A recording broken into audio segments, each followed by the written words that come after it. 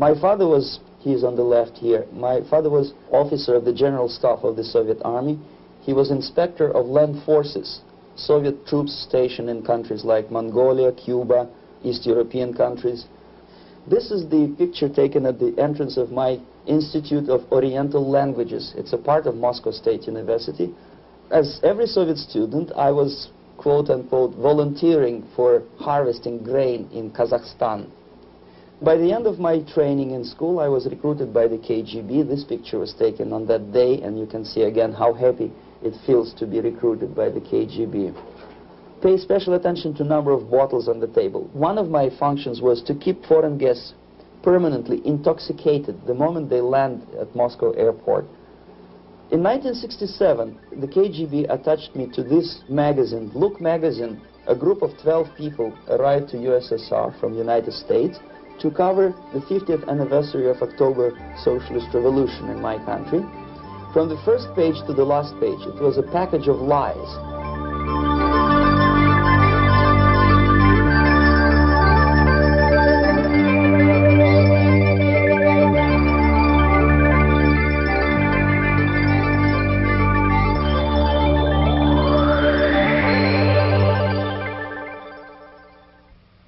Our conversation is with Mr. Yuri Alexandrovich Bezmenov. Mr. Bezmenov was born in 1939 in a suburb of Moscow. He was the son of a high-ranking Soviet Army officer. He was educated in the elite schools inside the Soviet Union and became an expert in Indian culture and Indian languages. He had an outstanding career with Novosti, which was the, and still is, I should say, the press arm or the press agency of the Soviet Union. It turns out that this is also a front for the KGB. One of his interesting assignments was to brainwash foreign diplomats when they visited Moscow. And he'll tell us a little bit about how they did this and how they planted information which eventually wound up in the press of the free world. He escaped to the West in 1970 after becoming totally disgusted with the Soviet system, and he did this at great risk to his life. He certainly is one of the world's outstanding experts on the subject of Soviet propaganda and disinformation and active measures. Mr. Bezmenov, I'd like to begin by having you tell us a little bit about some of your childhood memories. Well, the most vivid memory of my childhood was Second World War, or to be more precise, the end of the Second World War, when all of a sudden United States, from a friendly nation, which helped us to defeat Nazism, turned overnight into a deadly enemy.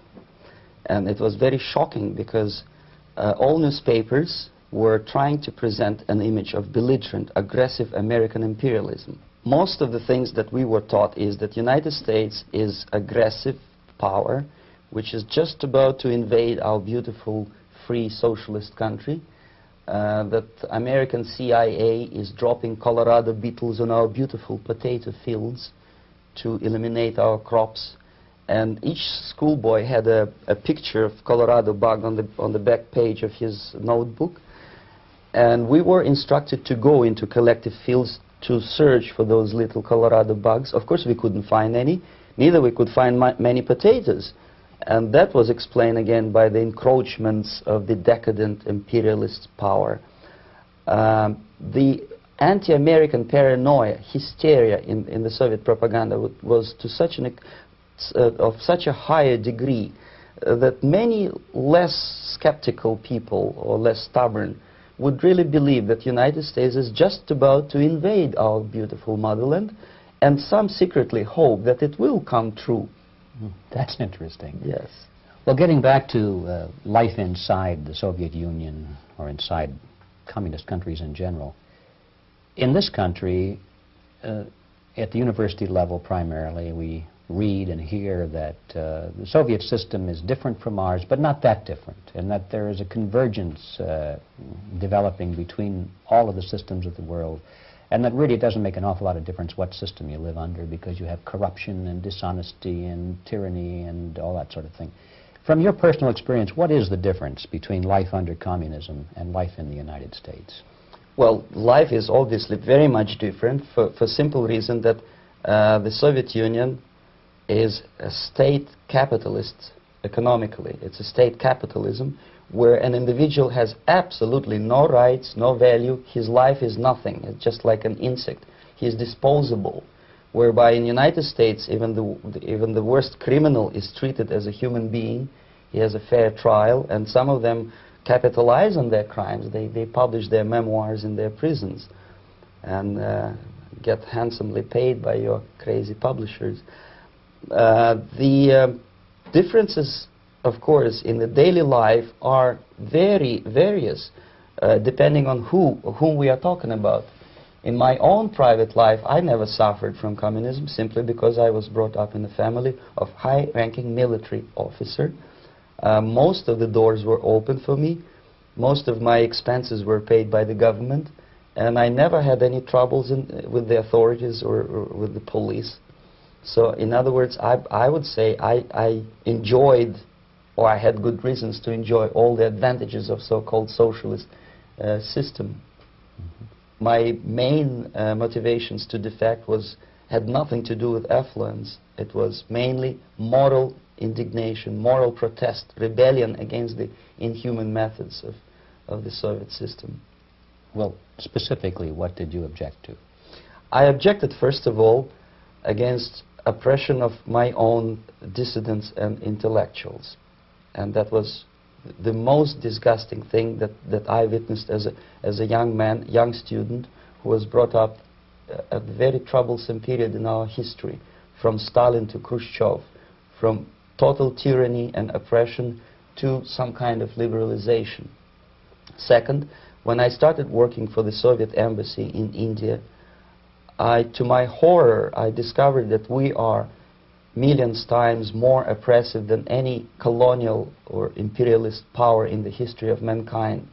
That my country brings to India not freedom, progress, and friendship between the nations, but racism, exploitation, and slavery, and of course economical inefficiency to this country. Since I fell in love with India, I developed something which by KGB standards is extremely dangerous thing. It's called split loyalty, when an agent likes a country of assignment more than his own country.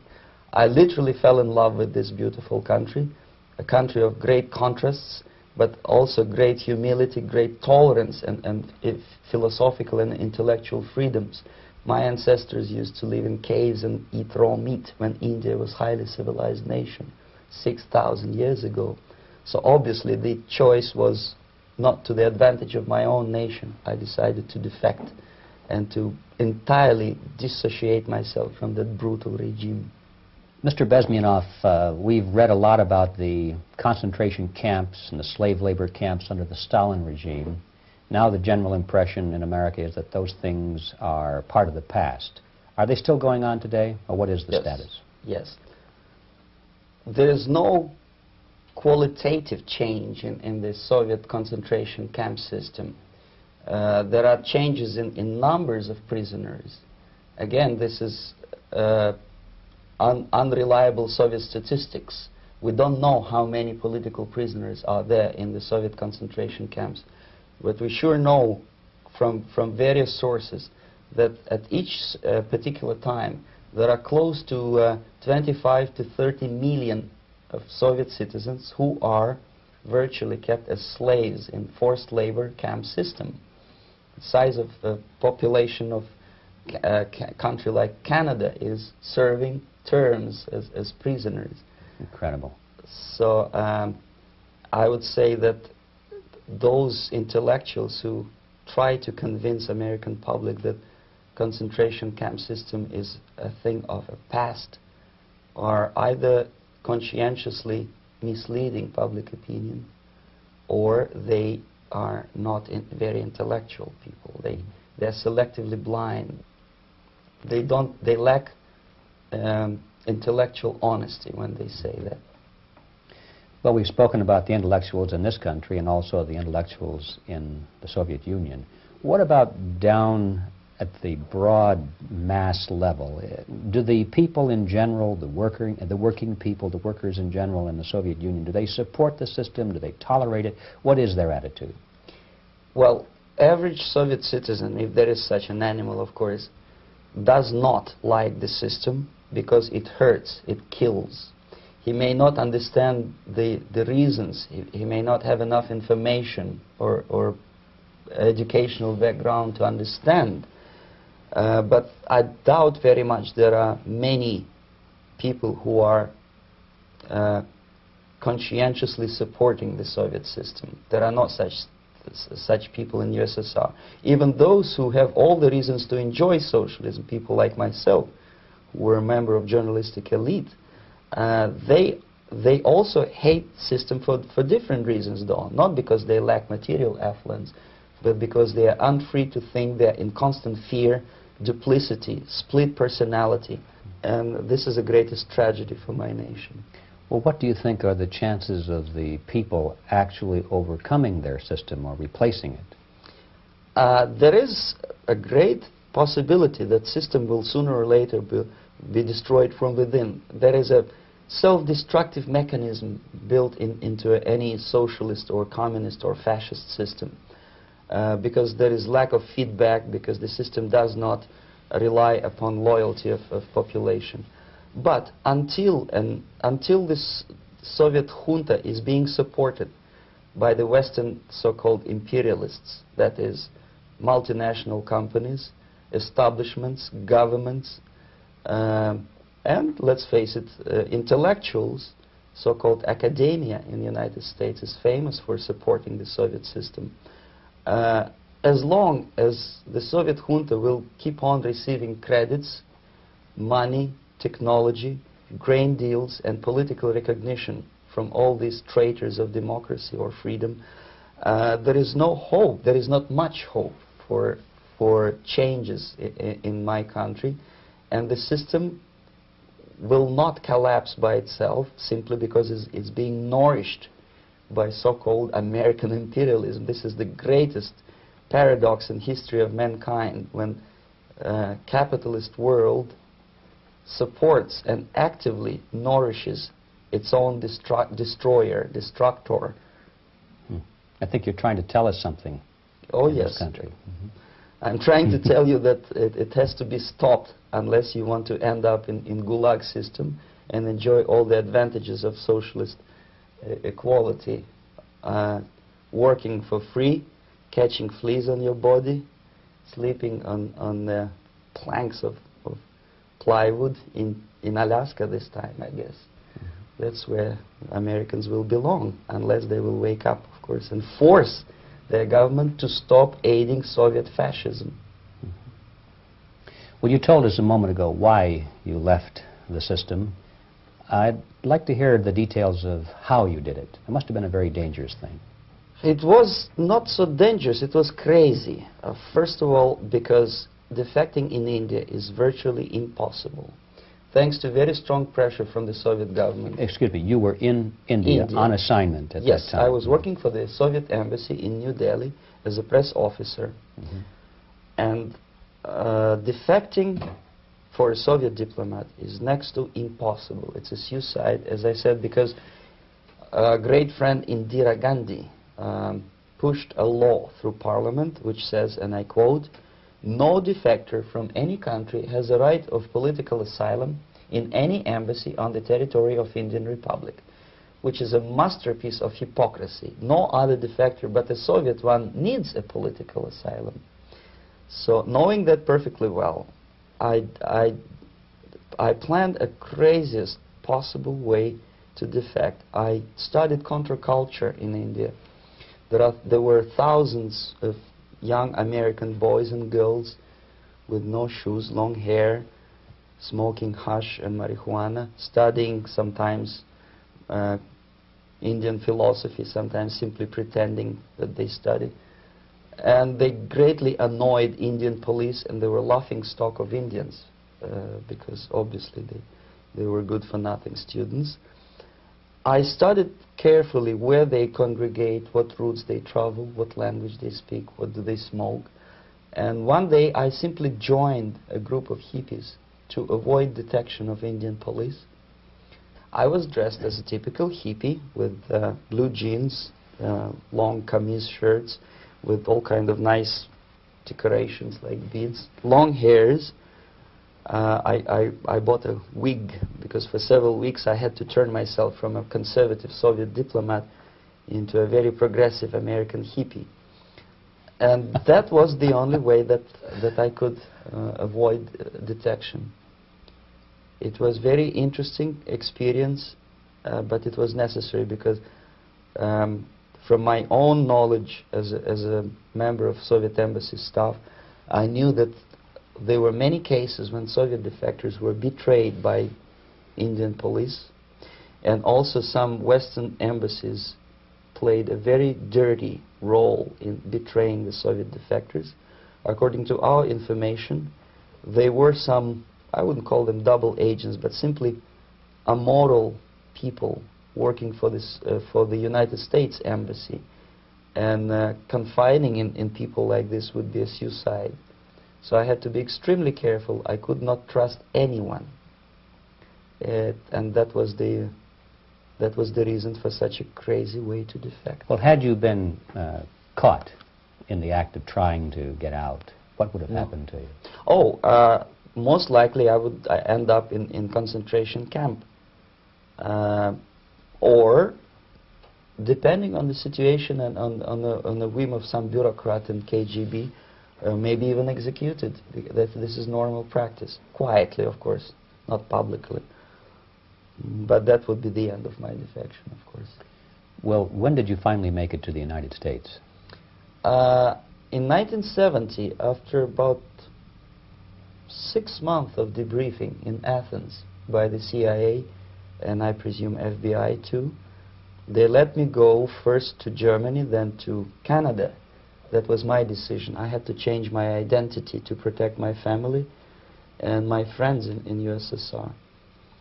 And also I was a little bit paranoid, knowing that both Soviet KGB and probably some double agents within American system may be after me. So I wanted to settle down as far away as possible. I requested CIA to give me some kind of new identity and just let me go on my own. And I settled in Canada. I was a student. I changed many professions, from farm help and laundry truck driver to language instructor and broadcaster for Canadian Broadcasting Corporations in Montreal. Well, have you had any threats on your life or any yes. unpleasant In about 5 years, KGB eventually discovered that I am working for Canadian Broadcasting. I made a very big mistake. I started working for overseas service of CBC, which is similar to Voice of America, in Russian language. And of course, monitoring service in USSR picked up every new voice.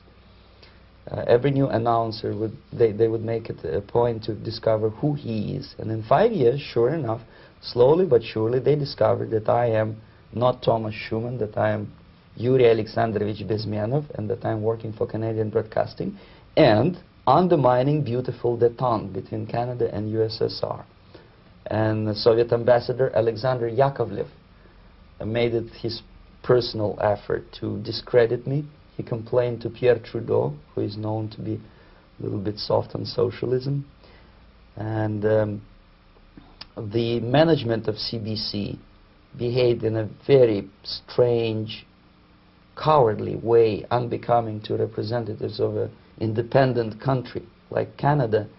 They listened to every suggestion that Soviet ambassador gave, and they started shameful investigation, analyzing content of my broadcasts to USSR.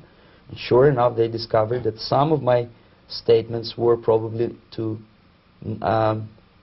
would be offending to the Soviet Politburo.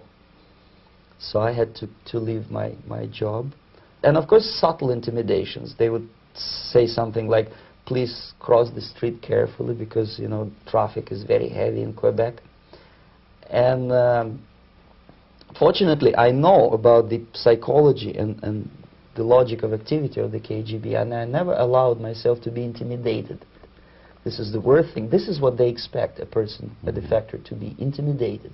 Once they spot that you are scared, they keep on developing that line And then eventually you either have to give up entirely and work for them, or they neutralize you. They would definitely stop all kind of political activity, which they failed to do in my case, because I was stubbornly working for the Canadian Broadcasting. And in response to their intimidations, I said that, look, this is a free country, and I am as free as you are. And I also can drive very fast. And gun control is not yet established in Canada, so I had a couple of good shotguns in my basement. So welcome to visit me someday with your Kalashnikovs machine guns. So obviously it didn't work. Intimidation didn't work. So they tried different approach, as I described. They approached on the highest level, on the level of Canadian bureaucracy. And at that level they were successful. On that level they were successful. On individual level they failed flat. Mr. Bezmenov has brought a series of slides with him that he has taken from the Soviet Union, and I think this is a good time to take a look at the slides. Yes. Now, the viewers will be able to see these slides as we talk about them. Yes, this is a collection of slides which are, some of them are snapshots from my family album, some of them are documents which I smuggled from the Soviet embassy, and some are reproductions from local mass media. I usually show them to establish my credibility as a defector. This is a picture of my native town, Mytishi, about 20 miles north from Moscow. Characteristically, there is a statue of Comrade Lenin in the central square. This is myself at the age of 7. Again, characteristically, under the statue of Comrade Stalin, extending his friendly hand to peoples of the world. At that age, of course, I was still idealistically minded young communist, and I still believe that sooner or later things will go for better. But I realized that the system stinks, that something is fishy, and that ideology is fake. And the propaganda about advanced Soviet agriculture simply didn't meet the criteria of reality. If they talk about abundance of food and there is none in the stores, there must be something wrong. My father was, he is on the left here, my father was officer of the General Staff of the Soviet Army.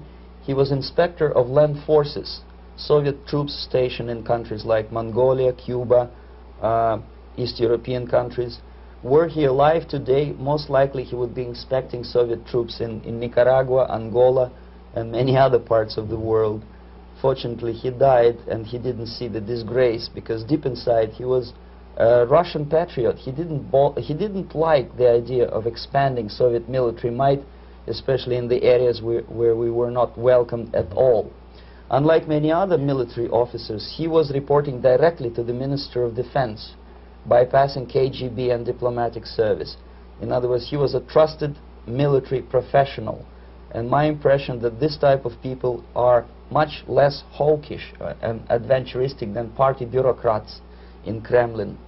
When American mass media described Soviet military as potentially dangerous counterpart for Pentagon, I simply laughed, because I know better. I know that the most dangerous part of the Soviet power structures are not military at all.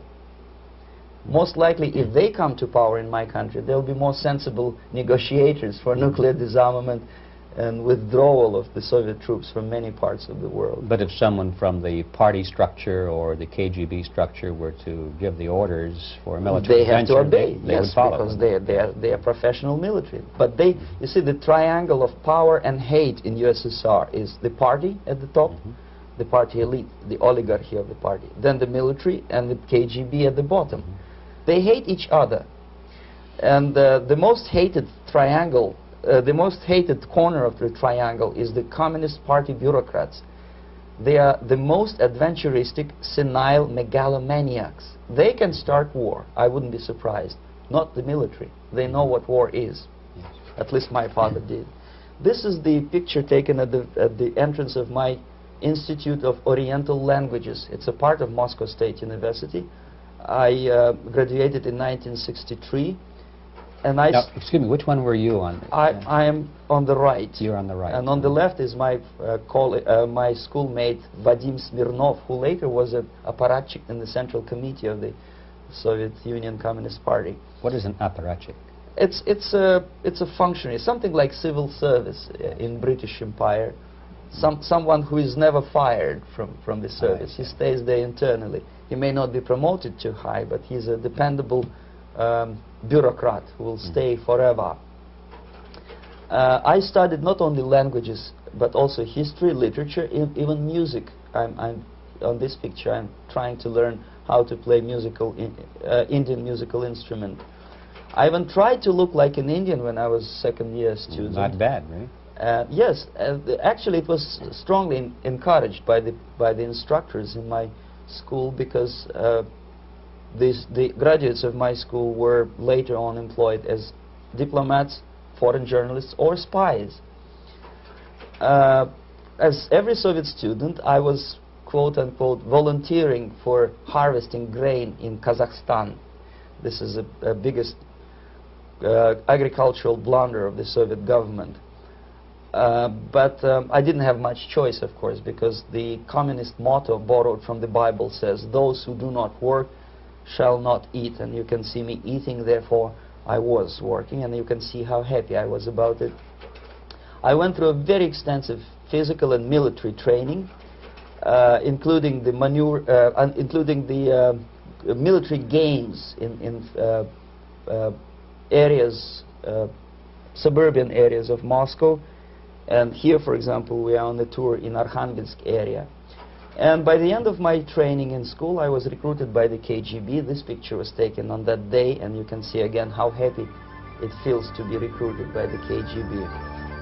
Our conversation with Yuri Alexandrovich Bezmenov, who is a defector from the Soviet Union, a former propaganda agent for Novosti and the KGB, will continue after this message.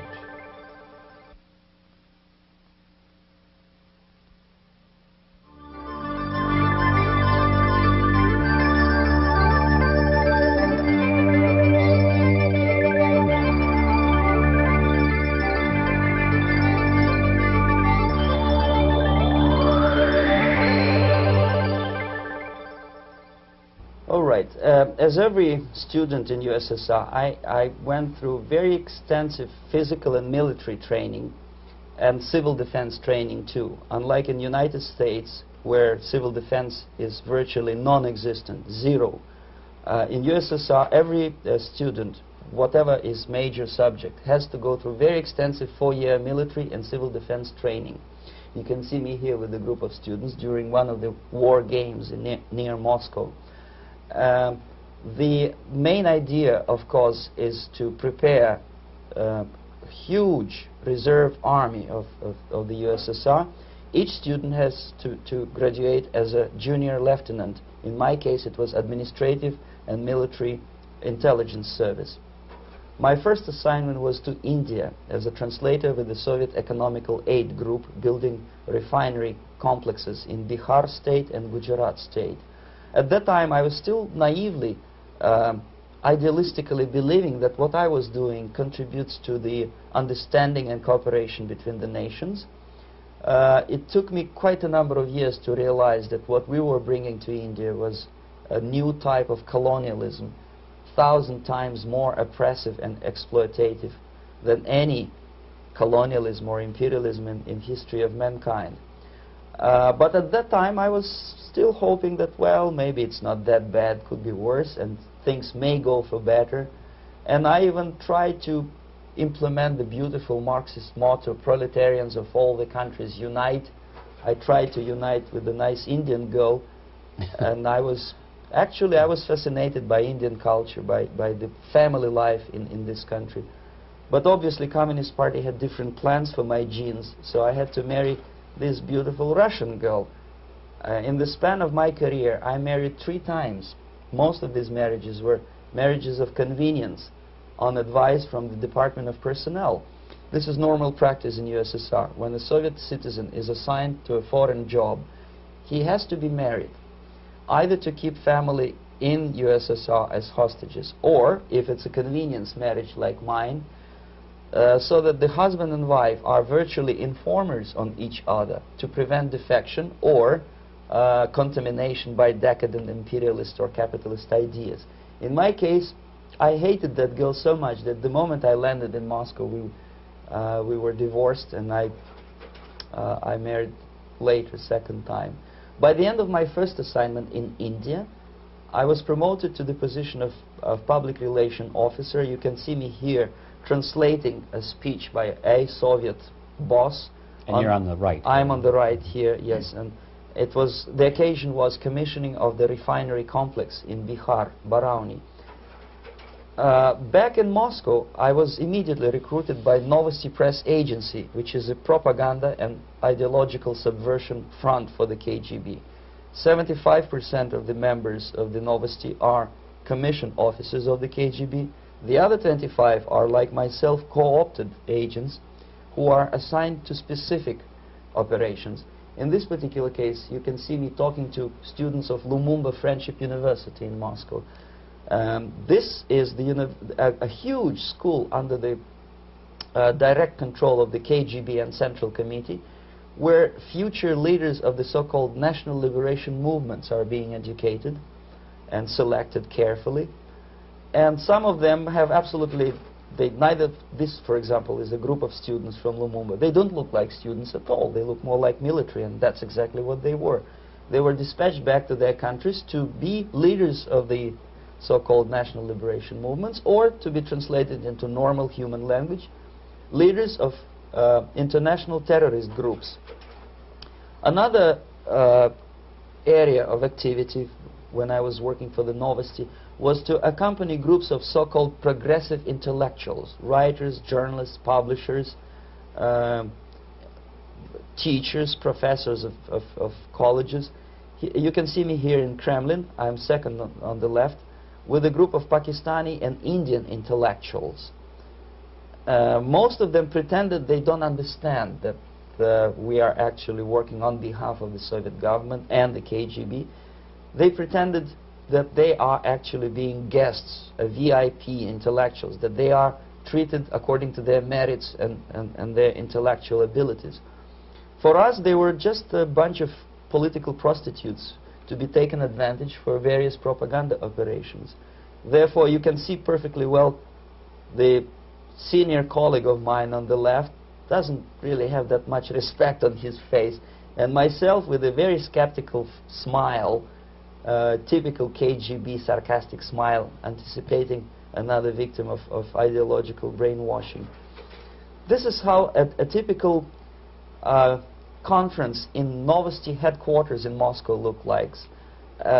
Sitting in the middle is Boris Burkov, the then director of Novosti Press Agency, high-ranking party bureaucrat in the Department of Propaganda. I am standing next to a famous Indian poet, Sumitranandan Pant. He was famous because he was an author. He was the author of a famous poem titled Rhapsody to Lenin. That's why he was invited to USSR, and everything was paid by the Soviet government. Pay special attention to number of bottles on the table. This is one of the ways to kill the awareness or curiosity of foreign journalists. One of my functions was to keep foreign guests permanently intoxicated the moment they land at Moscow airport. I had to take them to the VIP lounge and toast to friendship and understanding between the nations of the world. Glass of vodka, then a second glass of vodka. And in no time, my guests would be feeling very happy.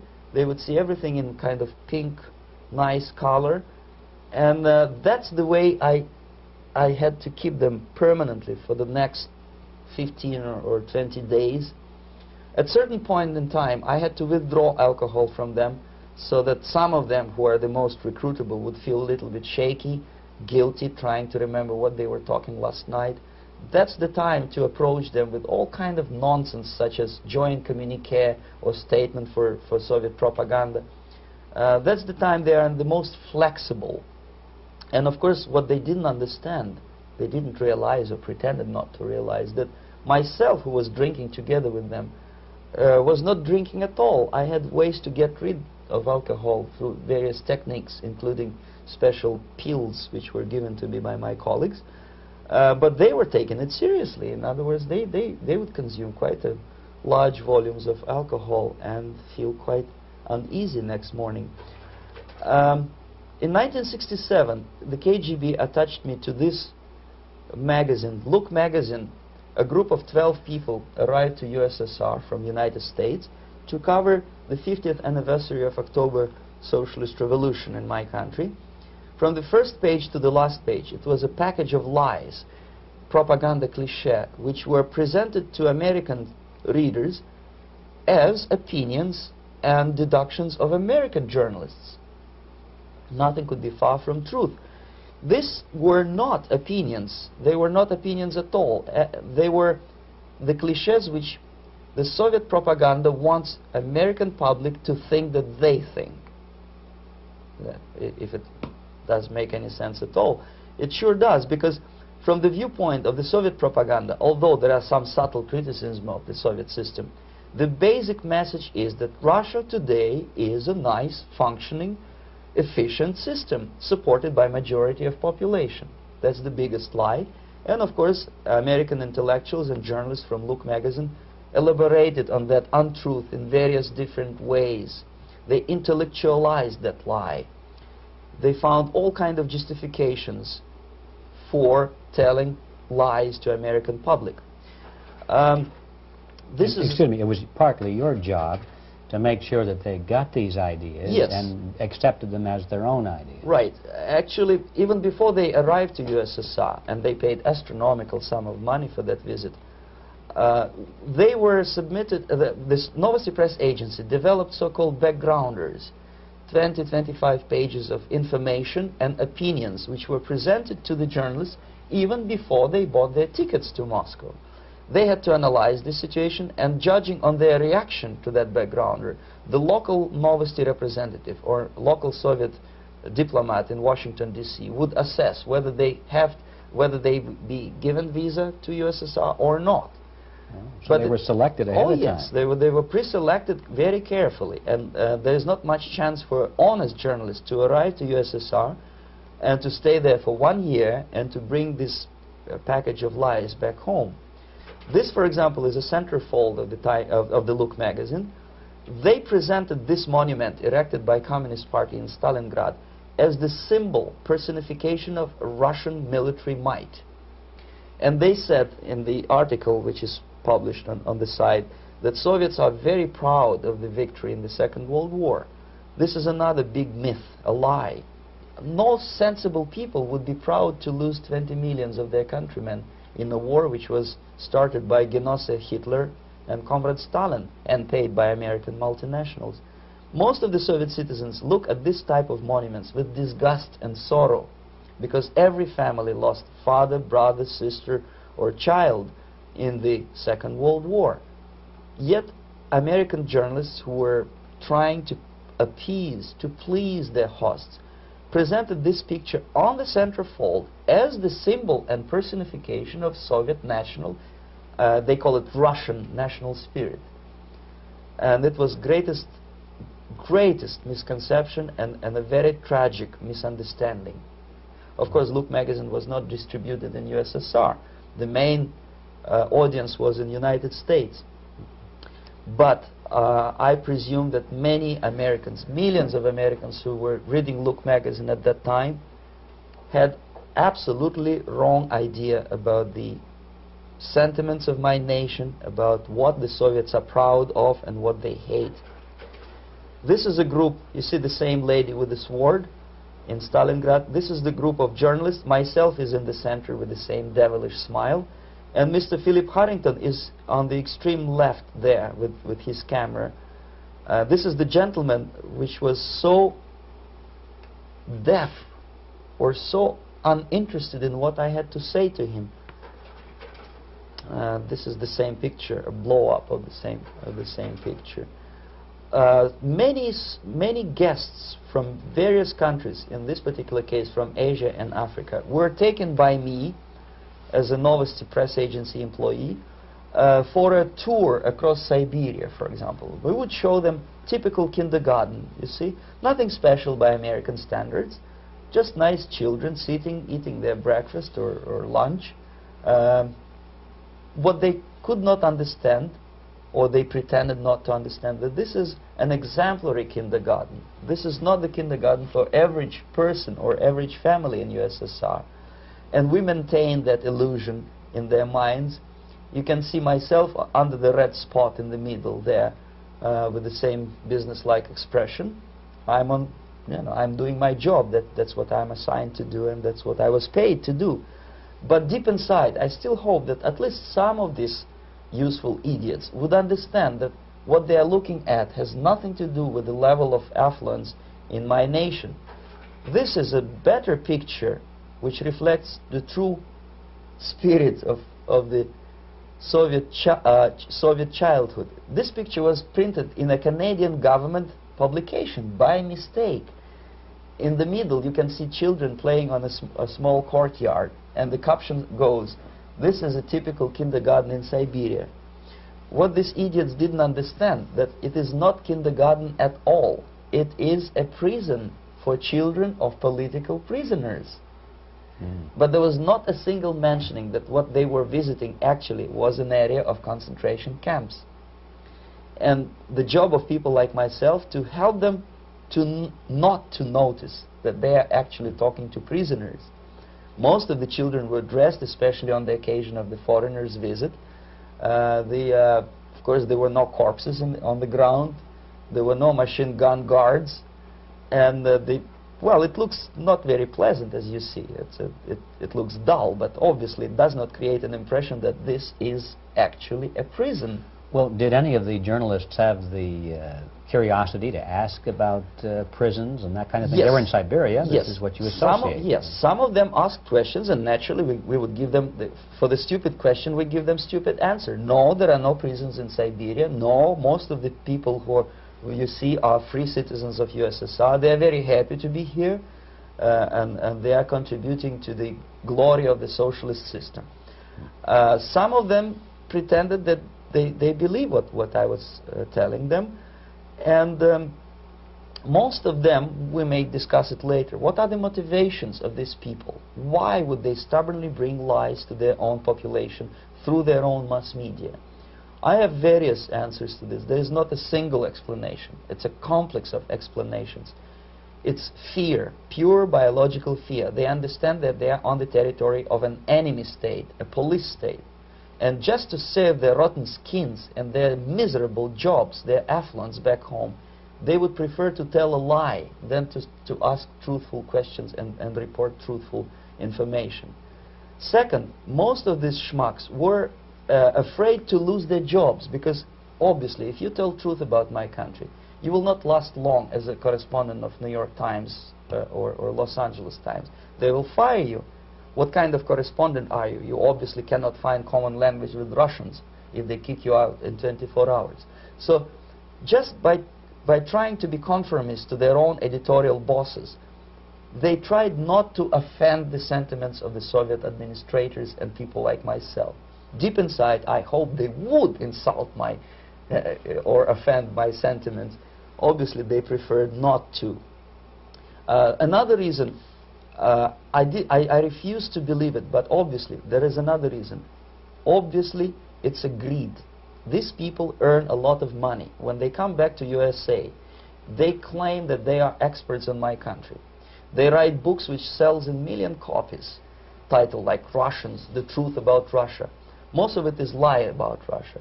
Yet they claim to be Sovietologists. They play back myth about my country, the propaganda cliches. Yet they stubbornly resist the word of truth. If a person like Solzhenitsyn is either defecting or kicked out of USSR, they try all their best to discredit him and to discourage him. I don't have much chance to appear on national network with a true story about my country. But a useful idiot like Hendrik Smith or Robert Kaiser, they are big heroes. They come back from USSR. They say, oh, we were talking to dissidents in Russia. Big deal. Soviet dissidents are chasing American correspondents in the streets, and they are cowardly escaping from these contacts. For some strange reason, if you want to know more about Spain, you refer to Spanish writers. If you want to learn more about French, you read French writers. Even about Antarctica, I bet you would read Penguins. Only about the Soviet Union, for some strange reason, you read Hendricks and Schmendricks and all kind of Kissingers, because they claim that they know more about my country. They know nothing, or next to nothing, or they pretend that they know more than they actually do. I would say they are dishonest people who lack integrity and common sense and intellectual honesty. They bring back all kind of stories like that. A kindergarten in Siberia. Omitting the most important fact, it's a prison for children of political prisoners. Another greatest example of monumental idiocy of American politicians. Edward Kennedy was in Moscow, and he thought that he is a popular, charismatic American politician who is easygoing, who can smile, dance at the wedding in Russian Palace of Marriages. What he did not understand, or maybe he pretended not to understand, that actually he was being taken for a ride. This is a staged wedding, especially to impress foreign media or useful idiots like Ed Kennedy. Most of the guests there, they had security clearance, and they were instructed what to say to foreigners. This is exactly what I was doing. You can see me in the same damn wedding palace in Moscow where Ed Kennedy was dancing here. You see, smiling. He thinks he's very smart. From the viewpoint of Russian citizens who observe this idiocy, he's narrow-minded, egocentrical idiot who tries to earn his own popularity through participation in propaganda farces like this. Here you can see myself. On the right, again, exemplary Soviet bride. On the left, 3 journalists from various countries, Asia, Africa, and Latin America. Obviously, they enjoying the situation. They will go back home and write the reports. We were present on a regular Soviet wedding. They were not present on a regular Soviet wedding. They were present, they were part of a farce, of a circus performance. Another thing which I had to, sometimes risking my life, to explain to foreigners. Time magazine, for example, is very critical of South African racist regime. The whole article was dedicated to the shameful internal passport system where blacks are not allowing to live with whites. For some strange reason, for the last 14 years since my defection, nobody wanted to pay attention to my passport. This is my passport. It also shows my nationality, and it has a police rubber stamp, which is called propiska in Russian language, which assigns me to a certain area of residence. I cannot leave that area, same way as this black man cannot leave the area in South Africa. Yet we call South African government racist regime. Not a single Jane Schmonda or Fonda is brave enough, courageous enough to come to media and say, look, this is what happens in USSR. I send a copy of my passport to many American liberals and civil rights defenders and all the other useful idiots. They never bothered to answer me back. This shows what kind of integrity, what kind of honesty these people are. They're a bunch of hypocrites because they don't want to recognize a good example of racism in my country. This is the first stage of befriending a professor. You can see myself on the left with the same James Bond smile. On the right is my KGB supervisor, Comrade Leonid Mitrokhin, and in the middle a professor of political science in Delhi University. The next stage would be to invite him to a gathering of Indo-Soviet Friendship Society. There he is sitting next to his wife before he is being sent to USSR for free trip. Everything is paid by the Soviet government. He was made to believe that he is invited to USSR because he is a talented, sober-thinking intellectual. Absolutely false. He is invited because he is a useful idiot, because he would agree and subscribe to most of the Soviet propaganda cliché. And when he is coming back to his own country, he is going for years and years to teach the beauties of Soviet socialism to newer and newer generations of his students, thus promoting the Soviet propaganda line. The KGB was even curious about this gentleman. It may look innocent. Maharishi Mahesh Yogi, a great spiritual leader, or maybe a great charlatan and crook, depending on from which side you are looking at him. Beatles were trained at his ashram in Hardwar in India how to meditate. Mia Farrow and other useful idiots from Hollywood visited his school, and they returned back to United States absolutely zonked out of their minds with marijuana, hashish, and crazy ideas of meditation. To meditate, in other words, to isolate oneself from the current social and political issues of your own country. To get into your own bubble, to forget about troubles of the world. Obviously, KGB was very fascinated with such a beautiful school, such a brainwashing center for stupid Americans. I was dispatched by the KGB to check what kind of VIP Americans attend this school. That's you on the left. Yes, I'm on the left. I was trying to get enrolled in that school. Unfortunately, the Maharishi Mahesh Yogi asked too much. He wanted $500 American for enrollment. But my function was not actually to get enrolled in the school. My function was to discover what kind of people from United States attend this school. And we discovered that, yes, there are some influential members of family, public opinion makers of United States, who come back with the crazy stories about Indian philosophy.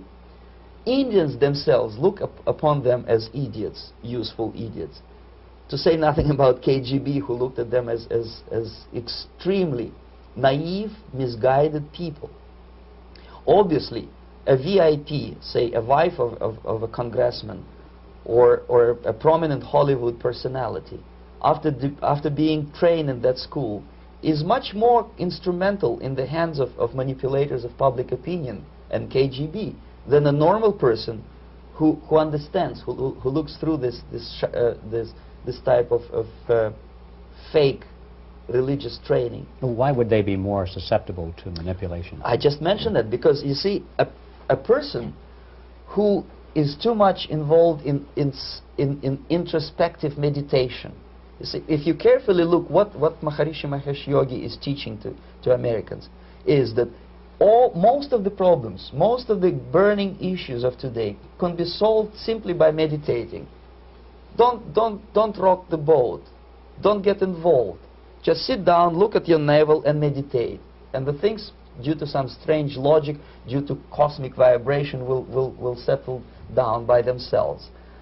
This is exactly what the KGB and Marxist-Leninist propaganda wants from Americans, to distract their opinion, attention, and mental energy from real issues of United States into a non-issues, into a non-world, non-existent harmony. Obviously, it's more beneficial for the Soviet aggressors to have a bunch of duped Americans than Americans who are self-conscious, healthy, physically fit, and alert to the reality. Maharishi Mahesh Yogi obviously is not on the payroll of the KGB. But whether he knows it or not, he contributes greatly to demoralization of American society. And he's not the only one. There are hundreds of those gurus who come to your country to capitalize on naivete and stupidity of Americans. It's a fashion. It's a fashion to meditate. It's a fashion not to be involved. So obviously, you can see that if KGB were that curious, if they paid my trip to Hardwar, if they assigned me to that strange job, obviously they were very much fascinated. They were convinced that that type of brainwashing is very efficient and instrumental in demoralization of the United States. Our conversation with Yuri Alexandrovich Bezmenov, who is a defector from the Soviet Union, a former propaganda agent for Novosti and the KGB, will continue after this message.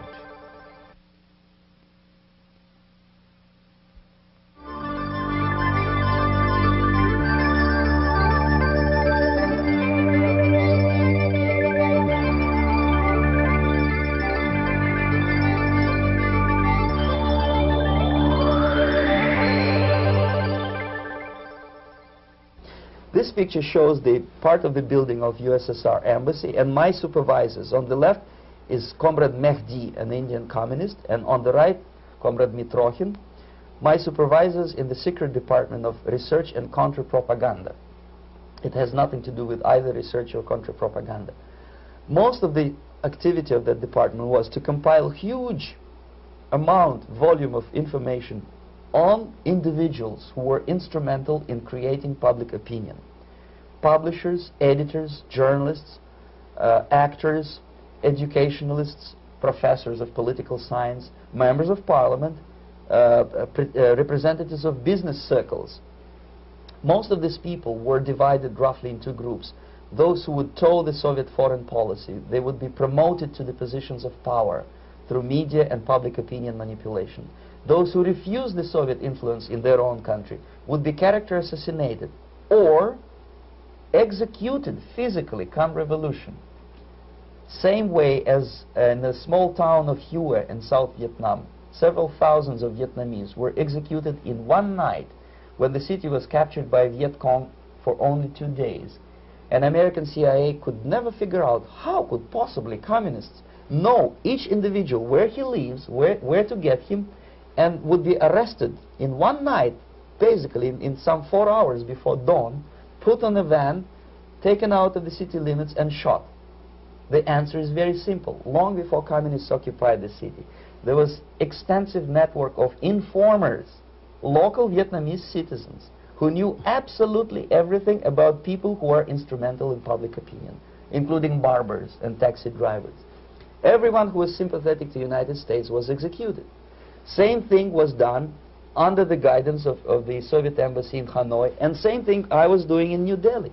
To my horror, I discovered that in the files where people were doomed to execution, there were names of pro-Soviet journalists with whom I was personally friendly. Pro-Soviet? Yes.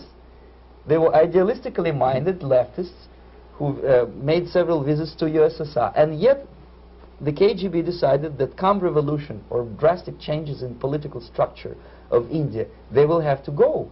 Why is that? Because they know too much. Simply because, you see, the useful idiots, the leftists who are idealistically believing in the beauty of Soviet socialist or communist or whatever system, when they get disillusioned, they become the worst enemies. That's why my KGB instructors specifically made a point, never bother with leftists. Forget about these political prostitutes. Aim higher. This was my instruction. Try to get into large circulation, established conservative media. Reach, filthy rich movie makers, intellectuals, so-called academic circles. Cynical, egocentric people who can look into your eyes with angelic expression and tell you a lie. These are the most recruitable people, people who lack moral principles, who are either too greedy or too suffer from self-importance.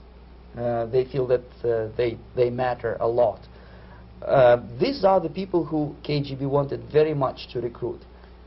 But to eliminate the others, to execute the others, don't they serve some purpose? Wouldn't they be the ones they rely on? They serve purpose only at the stage of destabilization of a nation. For example, your leftists in United States, all these professors and all these beautiful civil rights defenders, they are instrumental in the process of the subversion only to destabilize the nation. When their job is completed, they are not needed anymore. They know too much. Some of them, when they get disillusioned, when they see that Marxist-Leninists come to power, obviously they get offended. They think that they will come to power. That will never happen, of course. They will be lined up against the wall and shot. But they may turn into the most bitter enemies of Marxist-Leninists when they come to power. And that's what happened in Nicaragua. You remember most of these former Marxist-Leninists were either put to prison or one of them split, and now he's working against Sandinistas. It happened in Grenada when Maurice Bishop was already a Marxist. He was executed by a new Marxist who was more Marxist than this Marxist. Same happened in Afghanistan when first there was Taraki, he was killed by Amin, then Amin was killed by Babrak Karmal with the help of KGB. Same happened in Bangladesh when Mujibur Rahman, very pro-Soviet leftist, was assassinated by his own Marxist-Leninist military comrades. It's the same pattern everywhere. The moment they serve their purpose, all the useful idiots are either be executed entirely, all the idealistically minded Marxists, or exiled, or put in prisons, like in Cuba. Many former Marxists are in Cuba, in prison. So most of the Indians who were cooperating with the Soviets, especially with our Department of Information of the USSR Embassy, were listed for execution. And when I discovered that fact, of course I was sick. I was mentally and physically sick. I thought that I'm going to explode one day during the briefing at the ambassador's office. I would stand up and say something that we are basically a bunch of murderers. That's what we are. It has nothing to do with friendship and understanding between the nation and blah, blah, blah. We are murderers. We behave as a bunch of thugs in a country which is hospitable to us, a country with ancient traditions. But I did not defect. I tried to get the message across. To my horror, nobody wanted even to listen, least of all to believe what I had to say. And I tried all kinds of tricks. I would leak information through letters or lost documents or something like that. And still I got no message. The message was not published, even in the conservative mass media of India. The immediate impulse to defect was Bangladesh crisis, which was described by American correspondents as Islamic grassroots revolution, which is absolute baloney. There was nothing to do with Islam, and there was no grassroots revolution. Actually, there are no grassroots revolutions, period. Any revolution is a byproduct of a highly organized group of conscientious and professional organizers, but it has nothing to do with grassroots. In Bangladesh, it was nothing with grassroots. Most of the Awami League party members, Awami League means People's Party, were trained in Moscow in the High Party School. Most of the Mukti Fauj leaders, Mukti Fauj in Bengali means People's Army, same as SWAPO and all kind of liberation armies all over the world, the same bunch of useful idiots. They were trained at Lumumba University and various centers of the KGB in Simferopol, in Crimea, and in Tashkent. So when I saw that Indian territory is being used as a jumping board to destroy East Pakistan, I saw myself thousands of so-called students traveling through India to East Pakistan, through the territory of India, and Indian government pretended not to see what's going on. They knew perfectly well. The Indian police knew it, the intelligence department of Indian government knew it, the KGB of course knew it, and the CIA knew it. That was most infuriating, because when I defected and I explained to the CIA debriefers they should watch out because East Pakistan is going to erupt any moment, they said I was reading too many James Bond novels. Anyway, so East Pakistan was doomed. One of my colleagues in the Soviet consulate in Calcutta, when he was dead drunk, he ventured into the basement to relieve himself, and he found big boxes which said printed matter to Dhaka University. Dhaka is the capital of East Pakistan. And since he was drunk and curious, he opened one of the boxes and he discovered not printed matter. He discovered Kalashnikov guns and ammunition in there. Anyway, it's a long story. When I saw the preparations for the invasion into East Pakistan, obviously I wanted to defect immediately. The only thing I couldn't at that time make up my mind when and where and how. One of the reasons, of course, you see, I was in love with India. I mentioned it before. I spoke the languages. I socialized with people. And I understood that I had to act fast unless I want this beautiful country to be permanently and irreparably damaged by our presence. One of the reasons not to defect was, as you can see, I was living in relative affluence. Who the hell in the normal mind would defect and do what? To be abused by your media, to be called McCarthyist and fascist and paranoid, or to drive a taxi in New York City? What for? What the hell for should I defect? To be abused by Americans, to be insulted in exchange for my effort to bring the truthful information about impending danger of subversion. As you can see, I was living in quite a comfortable conditions next to swimming pool, where Indians were not allowed, by the way. I was highly paid expert in propaganda. I had my family. I was respected by my nation. My career was cloudless. The third reason, how to defect with the family. To defect with the baby and the wife would be virtual suicide, because according to law, that hypocritical law which I quoted before, the Indian police will have to hand me over back to the KGB, and that will be the end of my defection and probably my life. Again, I cannot smuggle my wife because she was not quite sure what I was doing. She was not that idealistically involved, and she was definitely not in the total picture of what I was doing for the KGB. She would be shocked if I you know, put her in my van and drive her to the American embassy or elsewhere. That would be a greatest danger.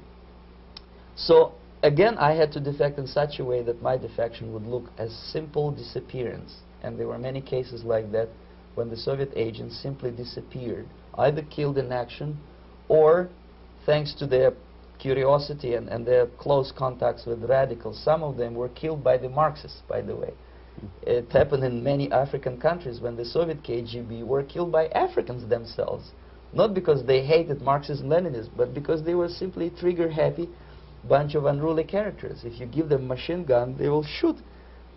And some of the Soviets obviously were not careful enough to protect themselves, and they got into embarrassing situations when they were shot at the crossfire between factions of so-called liberation movements. Anyway, so I decided, as I said, to study the counterculture. I decided this probably would be the best way to disappear.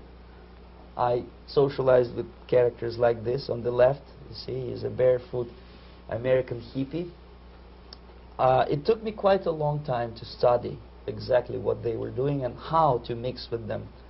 But eventually I did it. Most of Indian newspapers carried my picture and promise of 2,000 rupees for information about my whereabouts. But they were looking for the wrong person, because they obviously tried to stop a young Soviet diplomat in white shirt and tie, and this is how I looked at the time of defection. Nobody could possibly think that a Soviet diplomat would be as crazy as to join a bunch of hippies. That's you. Yes, travel India and smoke hash. So I made it literally almost like a Hollywood-style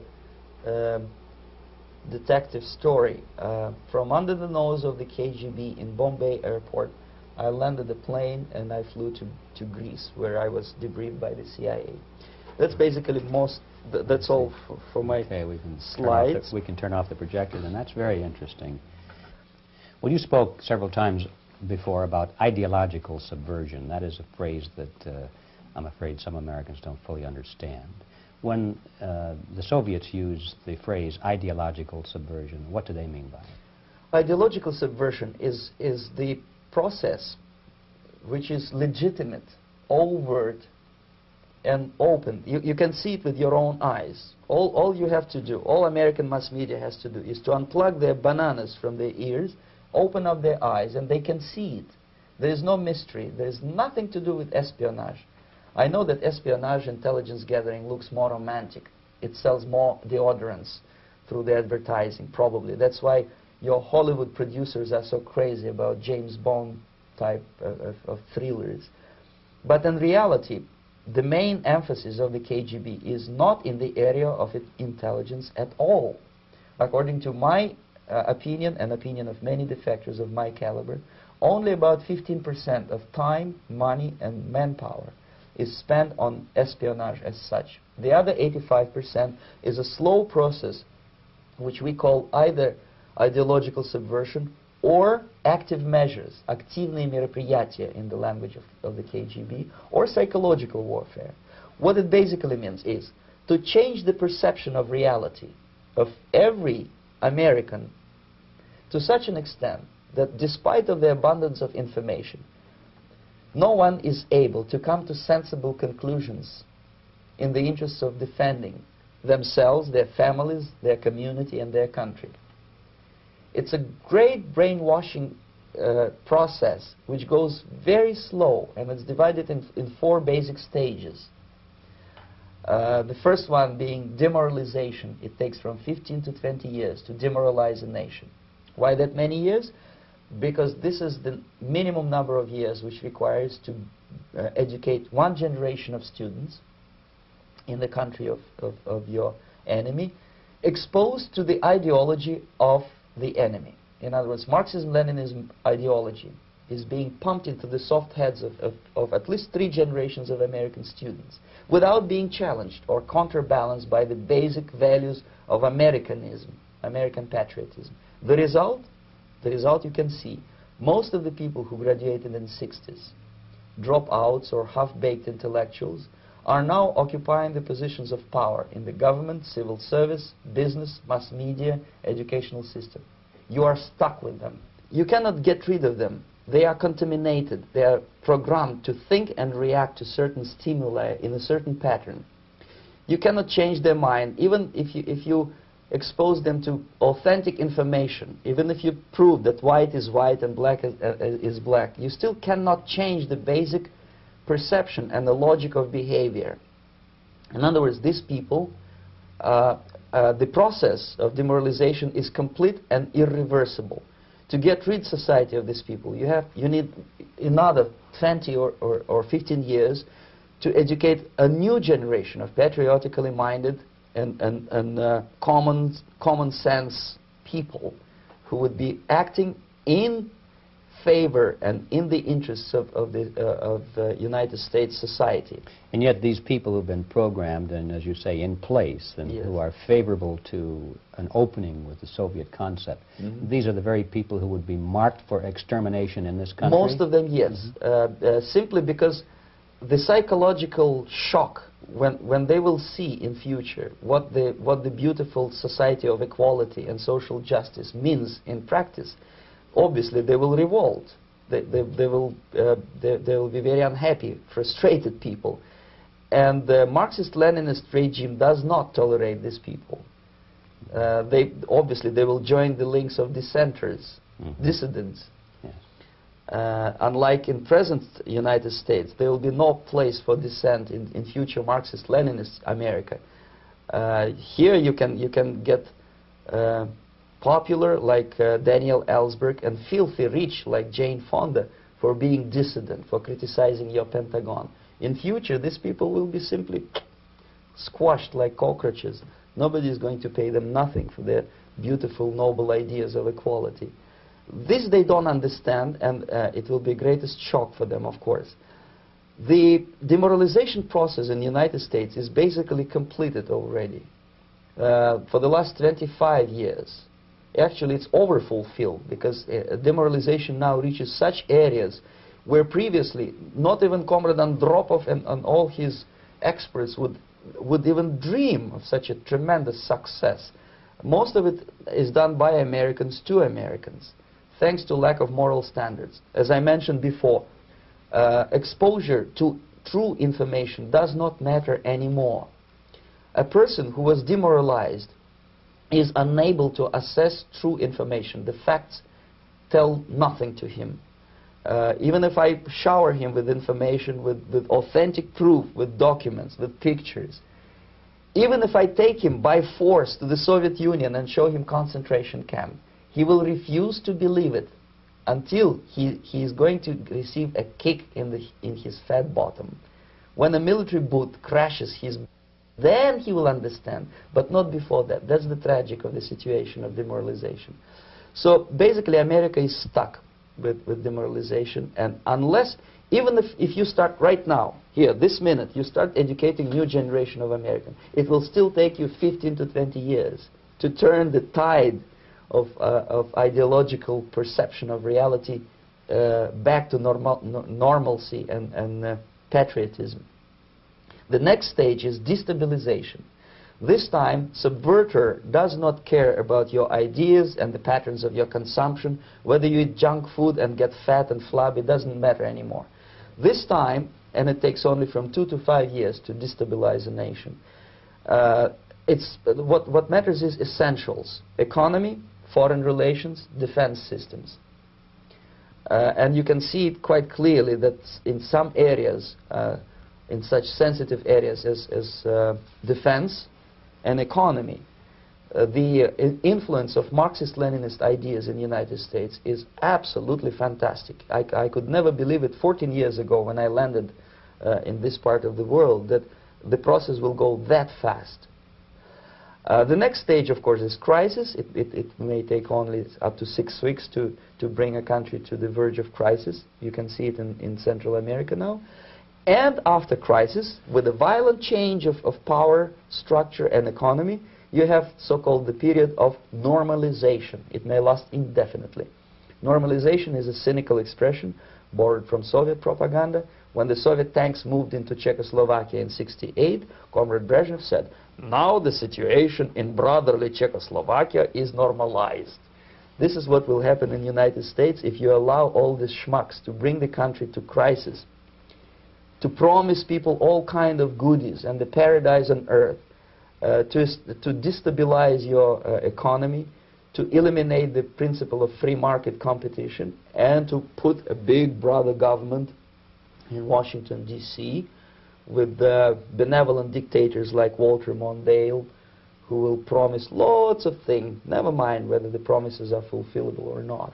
He will go to Moscow to kiss the bottoms of new generation of Soviet assassins, never mind. He will create false illusions that the situation is under control. Situation is not under control. Situation is disgustingly out of control. Most of the American politicians, media, and educational system trains another generation of people who think they are living at a peacetime. False. The United States is in the state of war, undeclared total war against the basic principles and the foundations of this system. And the initiator of this war is not Comrade Andropov, of course. It's the system. However ridiculous it may sound, the world communist system or the world communist conspiracy, whether I scare some people or not, I don't give a hoot. If you are not scared by now, nothing can scare you. But you don't have to be paranoid about it. What actually happens now, that unlike myself, you have literally several years to live on unless the United States wake up.